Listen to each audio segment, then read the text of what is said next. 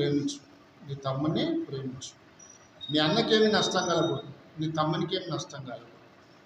వింటురా, నీ తమ్మునికి నష్టం కలగకుండా పంచు అని ఒకరినొకరు ప్రార్థన చేయించాలి. వాళ్ళిద్దరు ప్రార్థన చేసుకొని వాళ్ళు బైబిల్ వాక్య ప్రకారంగా నా తమ్మునికి నష్టం కలగకూడదు అని అన్న అనకూడదు, నా అన్నకు నష్టం కలగకూడదు అని తమ్ముడు అనకూడదు. అట్లా ఇద్దరు కలిసి ఏం చేయాలి చెప్పండి, వాళ్ళిద్దరే పంచుకోవాలి, కానీ మూడో వాడు వచ్చి పంచకూడదు. ఇది బైబిల్ యాక్ట్. వింటురా, బైబిల్ యాక్ట్. అన్నదమ్ముల మధ్య మనం జగడాలు పెట్టకూడదు కదా. నారాజు వాళ్ళు వచ్చి నన్ను అడిగితేనే అన్న, నీ అన్నకు బాధ కలగకుండా నువ్వు పంచుకో.